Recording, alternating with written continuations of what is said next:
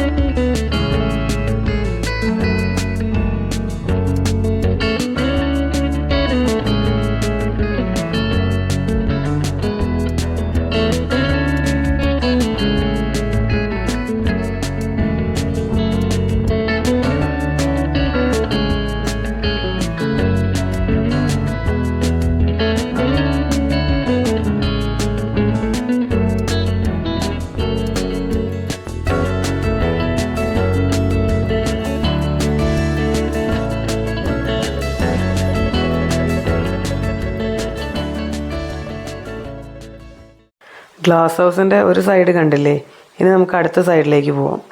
അവിടെ ഇതുപോലെ കുറച്ച് ഫ്ലവേഴ്സൊക്കെ ചട്ടിയിലാക്കിയിട്ടൊക്കെ വെച്ചിട്ടുണ്ട്.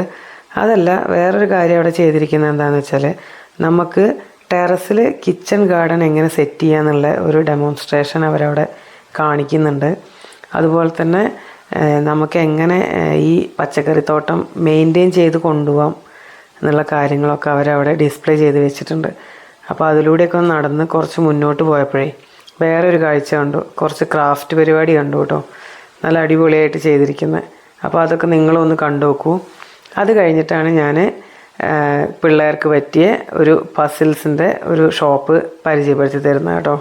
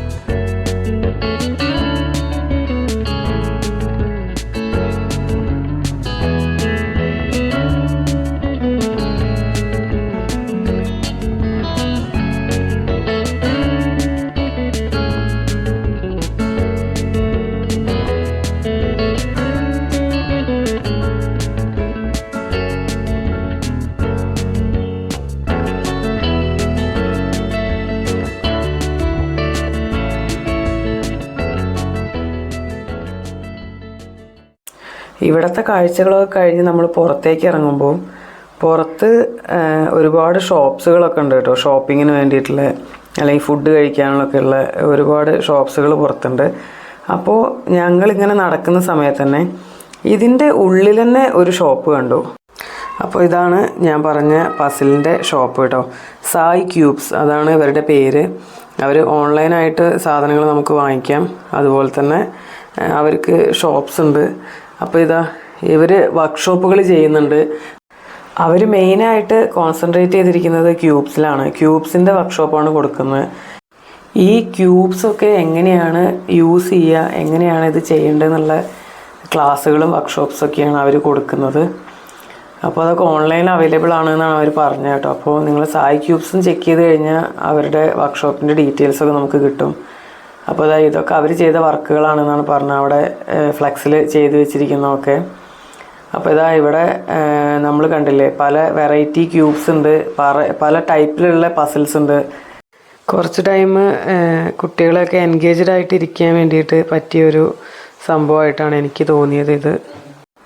അപ്പോൾ കുട്ടികൾക്കൊക്കെ ഇപ്പോൾ സ്ക്രീൻ ടൈമിൻ്റെ കഴിഞ്ഞിട്ട് വേറെ എന്തെങ്കിലും ഇരുന്ന് ഒന്ന് നമ്മളെ ആ കുട്ടികളെ ഒന്ന് ചിന്തിപ്പിക്കാനൊക്കെ നമുക്ക് പെട്ടെന്ന് ഈ ഒരു പസിലിനെ കൊണ്ട് കഴിയും.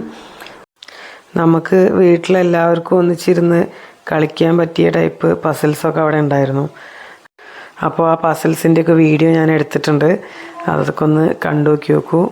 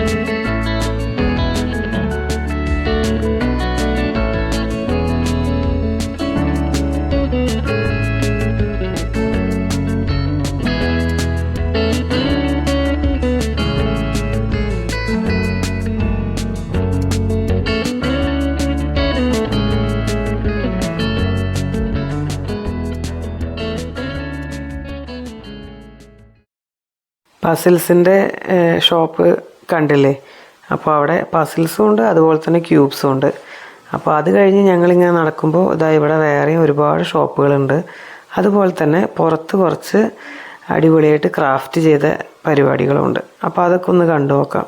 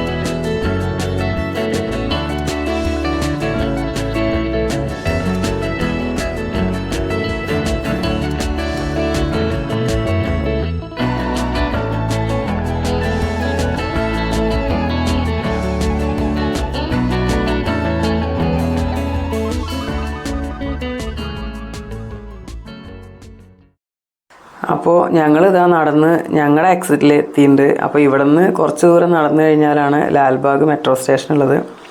അപ്പോൾ അവിടെ കൂടിയാണ് ഞങ്ങൾ പോകുന്നത്. അപ്പോൾ എല്ലാവരും ഫ്ലവർ ഷോ കണ്ടു എന്ന് വിചാരിക്കുന്നു. എൻ്റെ ചാനൽ സബ്സ്ക്രൈബ് ചെയ്യാൻ വിട്ടുപോയവർ ചാനൽ സബ്സ്ക്രൈബ് ചെയ്യുക. വീഡിയോ ഇഷ്ടപ്പെട്ടാൽ ഷെയർ ചെയ്യുക, ലൈക്ക് ചെയ്യുക, കമൻറ്റ് ചെയ്യുക. താങ്ക്